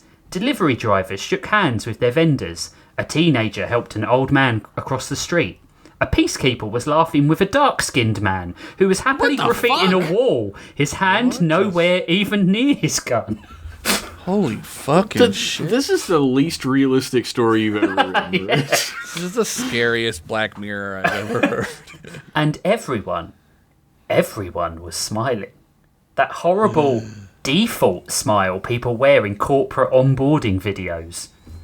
Even Mrs. Pollard from down the hall, who once stabbed a neighbour with a trowel over laundry tokens, was whistling. Whistling! She passed Jules, someone she would regularly look up and down as if she was literally made of human excrement, and beamed with happiness. "Well, hello, Miss Hopkins," she said, showing more pearly whites than a montage of Martha Wayne's shooting. Holy shit. Fuck, that's so clever, dude. What the fuck? I don't know. Shut the show down. How are we going to follow that next time? We're not. Isn't it a beautiful day? The sun is shining, the world feels rife with opportunity, and these non-white people are playing their cultural instruments in the park, and I'm not at all bothered by it. That's slightly less racist of a thought. She's taking baby steps. A little, one step at a time. Even brainwashed to be good, she's taking baby steps. Yep. Jules narrowed her eyes. Did you get your salad tossed by Mr. Rogers last night? Or has that diet of badly... Every woman's greatest dream. Great. Now I got that fetish. Great. Or has that diet of badly prepared beef caused the inevitable prion diseases we all know and hoped was going to shuffle your generation off? Yep. Mrs. Pollard stared and laughed. "You are a funny girl, Jules. I've always noticed that about you." She went off humming. "Okay," Jules said to no one. "Either someone announced it was free blowjob day and never told me, or I'm about to have the most gentle alien invasion ever." She walked to the corner and noticed that Ratso Dave wasn't on his corner. He was always here this time of day, normally drinking a coffee and espousing the detrimental effects of mobile communication. That was wrong too. Dave was always here. Like, herpes was always there. And if you have ever had a cold sore, well, I'm afraid you got it, kiddos, and it's there. Always there till the day you die. Face herpes. Yep. Sorry, people. You can't all be STI free like me. You've never had a cold sore? I've never had a cold sore. When we get a hold of you, you're going to have one. You're gonna have them everywhere. Hope you like your first cold sore to be on your fucking brown ring, dude. Oh, man. I'm going to be like, what's that shitty villain in Elden Ring? Oh, shit. That's a Godric reference the I know. Grafted? No, I can't remember his name. The guy who sits in the hole. Oh, the pee-pee poo-poo man. Yeah, the pee-pee poo-poo man. I can't remember his name. Well, we're gonna sit in your hole. You're not gonna know if it's hemorrhoids or herpes. Oh no, not my pee-pee poo-poo. I cannot I can't remember his name. either. I'll look it up and scream it later. Hold on. Okay. Instead, someone had left his sign propped up against the wall. They watch Dung you- eater. Dung eater. How could you guys forget dung eater? Because that's not the most fucked up thing in that game. He's the pee-pee poo-poo man. Someone had left his sign propped up against the wall. They watch you when you sleep. A patch of ground where he usually stood was clean. Far too clean. No coffee stains, no piss, no ash. As if he'd been scrubbed off the corner. She walked faster, something cold starting to creep up the back of her neck. When she reached the mag rail platform, everyone was still smiling. It wasn't joy. It was like someone had gang fucked everyone with Smilex. That's how I want to go. Jules found him eventually 3 blocks from where his usual ranting spot was, standing under a streetlight like a cigarette someone had forgotten to stub out. No sign, no screaming, just Dave, quietly regarding the people that passed him with fear. That was somehow worse. Jesus, Dave, I thought they finally carted you off to Happy Farms. He turned towards her slowly. His eyes were clear, not wild, not fevered, but calm. "Jules," he said, like he'd been waiting for her. "You're seeing all this too, right?" She stopped walking. Saw what? The smiles. The happy. The way nobody's blinking today. He gestured down the empty street. It's started, hasn't it? Normally, this is where he'd shout something about lizard people in the coffee shop across the street. But instead, he stepped closer and lowered his voice, as if the shadows themselves might be listening. They're here now. Not all at once. Drip-fed. You and me, we're still free. I don't know why. Maybe there's something about how our brains are wired. Mine's been fried since 38. She looked up the street at the smiling drones. Surely it wasn't as severe as all that. Are you sure these idiots aren't just looking forward to Phase 97 of the Marvel Cinematic Universe or something? Oh my We're god. finally getting to demolition, man. That normally seems to do it for these plebs. Look, I know how it sounds, but it's real. These squirrels, they aren't just squirrels, they're delivery systems. They're pumping the air full of some gas, I reckon. Squirrel farts making everyone happy. Not happy. Controlled, Jules. Jules looked down the street. A man jogged past, face plastered with that clean, glassy smile. She didn't know him, but she hated him on instinct. Maybe she hated that she almost envied him? But why me, Dave? He shrugged. Maybe some of us are too bitter to be blissed, I guess. She snorted and thought about her last work appraisal. Too pessimistic for any promotional prospect. Finally, her natural state of being a massive bellend had paid off, even if the rest of Titan was somehow being controlled. She barked a short laugh. I guess I'm patient zero of Buzzkill or whatever. His grin cracked into something almost human. We need to go. Find others like us. Mount some sort of resistance. Something in the way he said it made her believe him. Or maybe, more dangerously, want to believe him. Jules Hopkins had always suspected she'd end up in a damp hole with a bunch of losers. She'd just thought it would be a sex cult at your mum's house. I told you not to reference that. Not the last bastion of three-wheel on Titan. The Resistance, such as it was, now lived in an abandoned mag-rail maintenance hub under Terminal Sector 12. The place smelled exactly like it sounded, like mould and collective bad attitudes. Someone had strung up a banner that said, "We will not comply," in spray paint, but the "not" had been crossed out and replaced with "probably eventually," and that about summed their group up. Realistic, at least.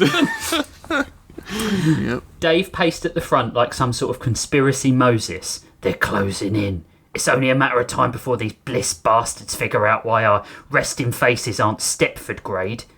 In the corner, Marge from accounting at some bank down the street was unwrapping the last of her cheese sandwiches from the sweaty cellophane they had been wrapped in.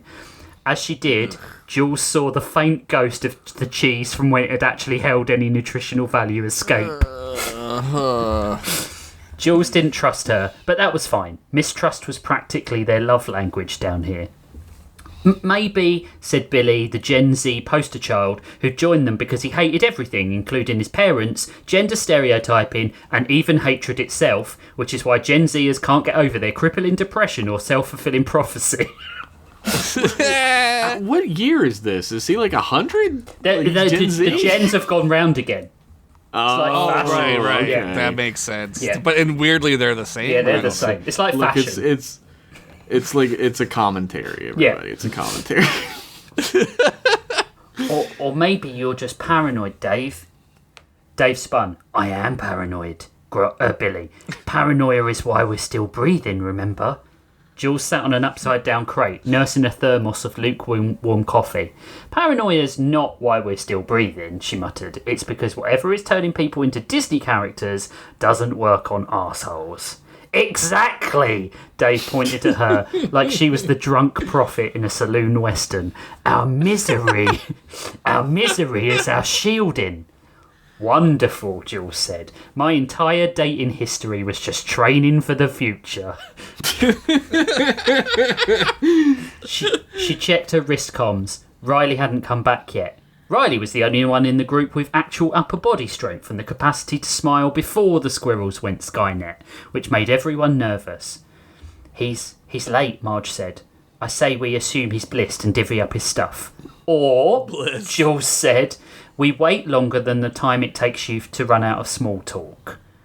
Guys, Billy hissed from the tunnel entry. He's back. Riley walked in with a backpack full of cigarette papers and canned beans. He looked fine. And that was the problem. Riley never looked fine. Riley was 40% caffeine, 50% sarcasm, and 10% unpaid parking tickets. Now he looked like a brochure for adult diapers, calm and ignoring the fact that he was surrounded by shit. That's so good. Wow. That's one of those times that Josh talks about where it's so good I don't even laugh. Yeah. It's too good. Hey guys, he said, calm, relaxed. He smiled. It wasn't a normal smile, it was too smooth, like a post-lobotomy mall Santa. Oh, fuck, Jules whispered. He's got the bliss. Dave stepped forward. Riley, buddy, you feeling okay? Riley nodded. I feel amazing, Dave. I think you would too. Marge reached for her pocket square and drew a particularly sharp-looking ballpoint pen. Billy shuffled back like Riley was contagious. Jules rose slowly. What happened, Riley? Nothing happened, I was walking. And then I realised how much energy we waste being angry. Why fight it, Jules? Riley's eyes were glassy. Not empty, just cleaned. He took another step closer. You don't have to fight anymore either. It's really warm and cosy out there. Warm like being burned as a witch, or warm like a blanket? Jules asked. Both, Riley said dreamily. Wow. Sign me up. The room erupted like a family dinner around state primaries. Marge wanted to end him before it spreads. Billy wanted to run. Dave shouted something about nanotech pheromones. And Riley just stood there, smiling, like a golden retriever on Quaaludes. Oh, yeah. Jules saw it in their faces. Fear, not of Riley, but what he represented. He wasn't brainwashed by some evil overlord. He'd just given up, given in. Bliss wasn't forced. It was offered, and Riley had taken it. She raised the kitchen knife she'd kept secreted away. Not because she was going to stab him, but she hoped he didn't know that. Riley, she said carefully, I'm going to need you to leave now. But I can help you, Jules, he said. You don't have to be like this. It's so much better. Yeah, she said softly. That's kind of the worst part. He walked out, still smiling. Dave slammed the terminal door shut behind him and looked at the group. That's it, they found us. Dave, Jules said. The Squirrels found us. The Bliss found us, Dave corrected. Marge dropped her notebook with a metallic clatter, and Billy started sobbing about how he had never unlocked some new skin in Fortnite. Still going as well. Still got that. That's great. Fortnite on its 976th season. God. They finally got the rights to Rainbow Bright. Plato. You know what? That's who you can unlock now, Plato. Plato! Oh, you can unlock the allegory of the cave itself now as a playable But only the character. novelization of the film. Of course.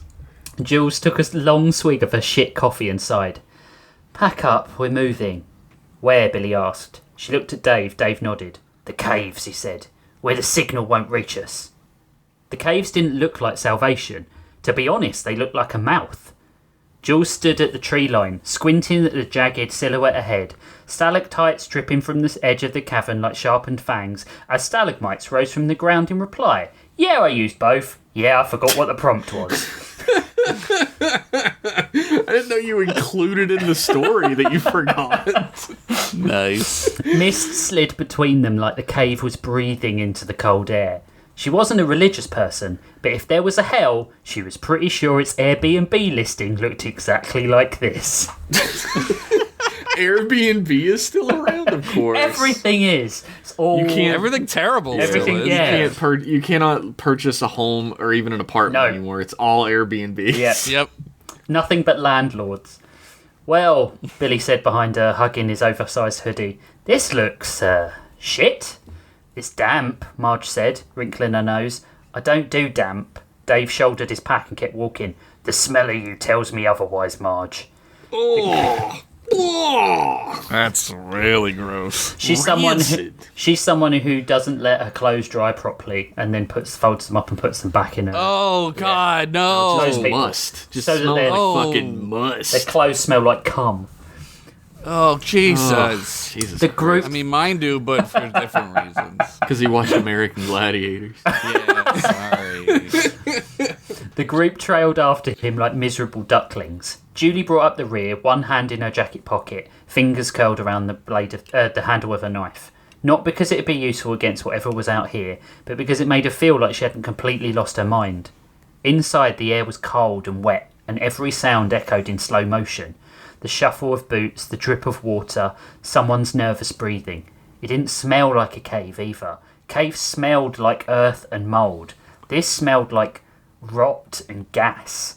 The stalactites were warm when she brushed her hand against one. Warm. Huh? She pulled her hand back, heartbeat ratcheting up. Dave, she said quietly, something's really wrong here. Dave stopped, turned and placed his palm on one of the walls. For a second they both listened. There it was. Slow, deep, patient, like a sleeping animal. The others shuffled closer together, a huddle of people who knew they'd made a mistake but couldn't find the exit anymore. Okay, Jules said, forcing the words out between her teeth. This isn't a cave, this is a problem. Better than out there, Dave replied. She wasn't sure if he was fooling himself or mad. They set up near what looked like a ledge. Billy unrolled a thermal blanket while Marge lit one of their precious few lamps. The light seemed to get swallowed, like the cave didn't appreciate the intrusion. Hours passed, or maybe minutes. Time lost its sense of humour down here. Billy started muttering about Riley, about how maybe he'd been right to give in, how everyone else on Titan was warm and laughing while they were shivering inside a living crypt. Shut it, Marge snapped. You want to be one of them? Fine. Go cuddle a squirrel for all I care. Jules didn't look up from her knife. She's right. You want to lose who you are, permanently, then go join them. But the thing was, she'd been thinking the same thing, about the way Riley had looked, how peaceful he had seemed. She could taste the envy sour in her mouth. It was then that the cave moved. It wasn't a quake. It wasn't external. It was subtle. A slow shift of pressure that ran up their spines like the whisper of a thought they didn't want to have. Marge screamed as the walls seemed to stretch, and Jules stood in response, knife in hand, useless but better than nothing. Then it spoke. Not in sound exactly, but through the cave itself, vibrating their ribs. A voice the size of a continent, old and slow. Why do you hide here, little teeth? Billy whimpered. Marge started crossing herself, even though she hadn't believed in anything since her third divorce. Dave just stood very still, like a man who'd finally met the thing that had been whispering in his skull for years. Jules forced out a laugh that came out too sharp. I guess the Marriott was full. You fight what is given freely. You cling to pain as if it makes you special. The walls pulsed, wet and rhythmic, and she felt it under her fingernails. I made them happy. I made them still. I made them safe. Dave stepped forward, his face half in shadow. You're controlling them. I am healing them. You're lobotomizing, Jules snapped. You turned an entire moon into a fucking cult retreat. They wanted peace. I gave them peace. You, the voice dropped lower, darker. You carry war in your bones. The stalactites tilted as the cave contracted. The pressure wrapped around her lungs, soft but absolute. One choice. Stay as you are and leave this rock which is my flesh, or smile. The air reeked of sweetness, like overripe fruit and rotting flowers. The perfume. She saw, for a split second, what the bliss looked like. No struggle, no fighting, no spreadsheets, no Brenda, no Dave. Just warmth. And for the first time in her life, Jules Hopkins didn't have a sarcastic comment ready. Dave nudged her and gestured towards the entrance. Outside the cave mouth, thousands of settlers waited. Hundreds of thousands of them. Their smiles perfect. Their eyes reflecting the cave's soft golden light like worshippers awaiting a sermon. Behind her, the resistance of three breathed in shallow gasps, and inside the serpent waited for an answer. Jules stared into the dark. The voice wasn't in her ears anymore, it was behind her eyes, coiled like a thought she'd never quite been able to unthink. You feed your pain. Easier to stop, to surrender. Her boots were soaked through. Her knife hand was trembling, not from fear, but from something colder, something that whispered, what if it is better this way? Dave's voice cut through the thick air. Jules, don't listen to it. She turned. Their resistance was huddled together. 3 others who'd followed her into this damp ribcage of a god. Their faces were pale, hollow, eyes wide and bloodshot. None of them looked like heroes. They looked like people who'd spent weeks fighting the tide and were beginning to wonder why they didn't just drown. Dave stepped forward, damp hair clinging in strings, his battered tinfoil hat askew. You know what this is. It's a leash. It's all it's ever been. She laughed, a short, sharp bark that cracked on the edges. Yeah, Dave, but the leash isn't so fucking lonely all the time. I give them quiet. The serpent's breath rolled through the cavern, warm and perfumed and soft.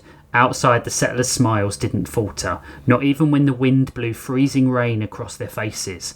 Their bliss was a wall. Dave shook his head, his eyes wild. You're not one of them. You've never been one of them. Jules whispered, and look how it's worked out for me. Marge made a sound then. Not quite a sob, not quite a laugh. I'm tired, Jules. I'm so tired. Billy nodded. They look so happy. Dave whipped around. Don't even think it. Marge stepped forward anyway, out of the cave's shadow. The mist wrapped around her like a lover, smothering. Her eyes glazed over in seconds, and then that smile, perfect, plastic, peaceful. She turned back towards them, and it wasn't Marge anymore. Billy cracked a heartbeat later, a few sobs, a quiet apology, then he walked towards Marge, grabbing her hand, and the smell and the end of everything. Only Dave and Jules remained. Don't, he said, softer now, pleading. Jules stared at him. You ever wonder if maybe they're not the stupid ones? Maybe we are. All that fighting against it, all that bitterness, all that screaming at squirrels. He grabbed her wrist. We matter because we fight. She didn't answer. There wasn't an answer that felt correct now. The serpent pulsed again. You are so small. I can take the sharp edges from you. I can make you soft. I can make you safe. Jules felt it then. The warm... That voice is making me hard. The warm, thick tide of chemical sweetness filling the air, wrapping around her like her mother's voice when she was small, and things still made sense. She remembered the phone calls, the nagging, the world she'd spent her life despising as the black sheep of society. And she wondered if maybe, just maybe, she'd hated it because she'd never been able to be part of it. But why should she have to sacrifice who she was to get it? Her fingers suddenly gripped firm. The knife pressed into her palm. She stepped towards the voice. Dave's eyes widened. Jules, where are you going? She took another step towards the voice. The sweet perfume mist of the god's breath slid between them like a door closing, and Jules realised it smelled of peaches. Smile. And she did. A month later, snow dusted the front porch of a 2-storey house in Milwaukee. The holographic Christmas wreath flickered a gaudy shade of red and green, and inside the scent of cinnamon and overcooked turkey bled into every corner. A woman passed a mailbox named Hopkins and knocked at the door. Jules! Her mother squealed as the door slid open. You made it! Jules stood on the threshold, wrapped in a beige coat that blended seamlessly with the other guests inside. Her hair was neat, her eyes glassy. A smile sat on her face like it had always belonged there. She held out a bundle of small bottles, perfumes, colognes, aftershaves. I bought gifts, she said brightly. Her voice was smooth now, rounded, no sharp edges. I didn't have time to wrap them on the shuttle. Her mother clapped her hands. Oh, sweetheart, you're glowing. I know, Jules said, pressing a bottle into her mother's hand. Brenda sprayed the perfume on her wrist, took a whiff. Peaches, she muttered. In the branches above the house, a row of squirrels perched, tails twitching in perfect unison, and inside, the laughter suddenly rose, warm and contagious. The end. God That's damn. so good. That's so good. That was incredible. That was like your most poetic episode ever. You were throwing out like similes and analogies and shit left and right, and they were so amazing. You were throwing out smileys all over. Smilex. Technically true. Smilex, yeah. Yeah, that was crazy. Really good. Thanks. I liked the. It's like you did a really good job of like explaining what being depressed is like. Yeah. Like, how it's like just like a different person. Like you're like a different thing. Well, There was like so much about like being an outsider that like we do tend to cling to in a way as like a badge of honor that like we're different, but it is a defense mechanism because we're not accepted. Like we weren't accepted early in our lives or at some point in our lives or something, and we wear that as a badge of honor. But like given the opportunity to be fully accepted by everyone around you, I feel like that would be a hard thing to turn away from anyone. Yeah, it would be. She wanted to fight that when she took the step deeper into the cave, and then she was like, "It's just not worth it." Yeah. It is like the opportunity, which is like impossible in the real world, right? To be like fully accepted by everyone around you is like that badge of honor might not be worth it any longer. Yeah. Like we built up that badge of honor as a defense, and now there's no need for it. Like you have to decide. I'm tired, rich boss. I'm tired. Taking a piss here, rich boss. Yeah. Shaking a tree here, piss boss. Rich boss. Piss boss. And the cave snake, he was absolutely right. Like, get off his world. Don't colonize his moon. Yeah. I mean, I can't be mad at the cave snake. The cave snake just wanted to have his home, and they had like taken it over. Yep. Bastards. Brought war with them, destruction. Classic cave snakes. And classic humans, utter bastards. Humans walk like this. Cave snakes walk like this. Right? That's true. We humans are so lame. Yeah. We don't even slither. I mean, come on. We don't. That is one of my favorite stories you've ever read. That was great. Oh, I love that so much. I always try and tie my colony stories together, and the spine that is sticking through for some reason is peaches. It's not the first time I've mentioned peaches. Did you know that's my favorite fruit? It's one of mine. That's one of mine too. You know, my mom's allergic to them. What a dumb bitch. Why did she choose that, idiot? She's not one of us. No, we don't accept her. Boo her! Oh, she's just a Brenda. God. Your mum's name is Linda, isn't it? Yeah, Linda. I nearly called the character Linda, and I was like, why is that familiar? And I was like, oh, that's Josh's mum. I can't do that. You should have. I'd have been like, Rich, are you spying on me? Are you... Is it weird that we all know Josh's mom's name? Nah. No, I call her Linda a bunch. Yeah. She doesn't. I do not know Rich's mom's name. Sharon. Sharon, that's not a super old timey name like Linda. My mum's... I knew a Shannon. I mean, that's not her then. Yeah, that's a different name. It must not have been your mom. That's a different lady. Although I did know your mom biblically last night. With my dick. You don't need to exchange names for that. No, Just- it's better that way. Just credit card information. Anonymous dicking is best. What's Right. your Venmo, Rich's mom? How poetic. Wife of pedophile at Venmo. Wow. That's a new one. She got a new address just for that. Right, crazy. with that, we're gonna close the cover on this week's It's a stinky story. cover. Let's bring up the prompt generator, whatever. Oh boy. Right, I got type. Oh shit. the Oh fuck. first one Alright. is Alcohol by Travis Riley. By Riley Reid. And then the second one is... Hold on. I haven't written the first one yet. Alcohol. Thank you. Alcohol. You can do it now. And Photographs by Ian Squires. photographs. We don't have that in that place. All C Polaroid. This is a fucking Nickelback song? Look at this graph. That's still the funniest. Look at this fucking shit. alcohol. Look at this Canada.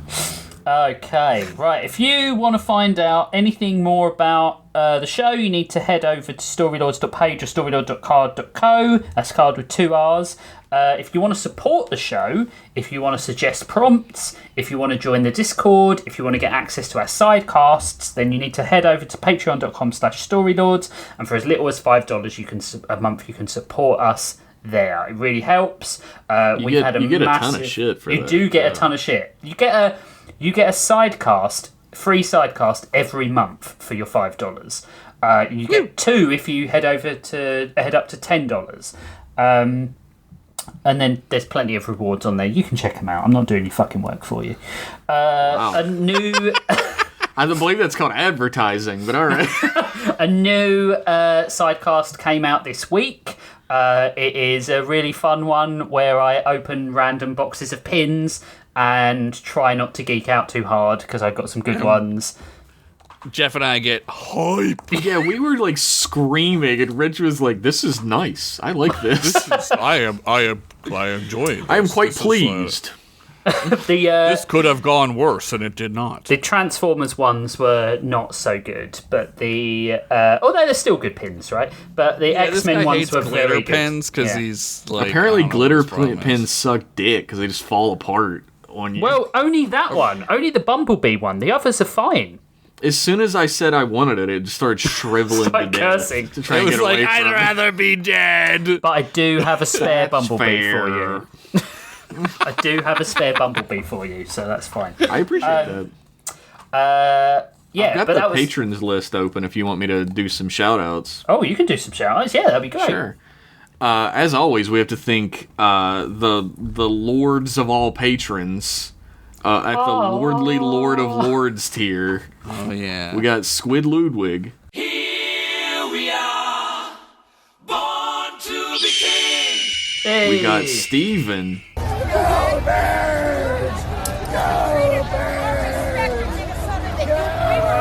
Woo. And of course, we have Josh Henderson Lover 69. Such a good name. Watch it in slow motion as you turn around. I love you too, sweetheart. I mean, you should really change your name to Storylords Lover 69 now. Nah, it's That's fine. what I should. Yeah, It's fine. Yeah, like legally, like in a court of law. Yeah. At our Timmy Blackcrest Memorial Fund tier, which is such an incredibly out-of-date reference to the podcast, we have Sean Tabor, I'm happy. Jonathan Anderson himself,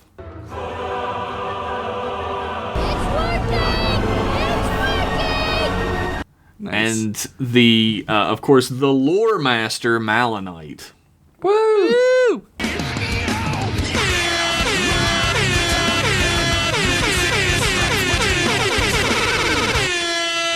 Thanks, and guys. Special shout out to, at the $10 Hender Saints level, Will Holmes. Thank you, Will Holmes. Well, Thanks, Will. And you know what?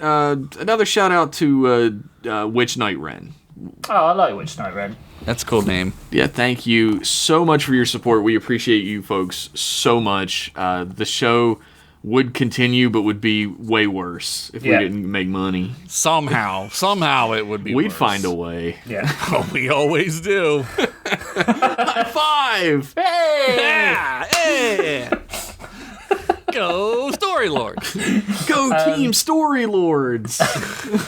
We have noticed like a bit of an uptick in our patrons and the amounts they're pledging, so we just want to say a really big thank you. It's just insane. Yeah. We've like, Don't hear that and lower your pledge. No, it's just very, very welcome and very We got needed. Don Draper over here advertising. I know all about advertising. I was a marketing director for several years. That's right, you were.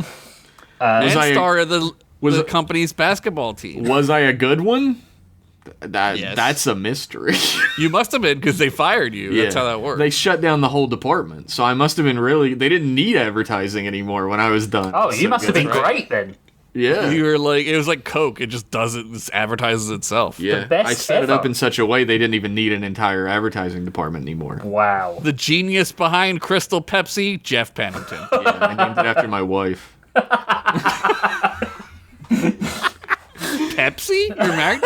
My wife Pepsi. I might as well fucking be, dude. Yeah, right. You drink a lot of Pepsi. Big thank you to Vidazen for the use of his music. Thank you, Greg. We love you. Everyone loves you. If you haven't heard of Vidazen, I mean, you're missing out. Head over to Spotify. I mean, you have heard him.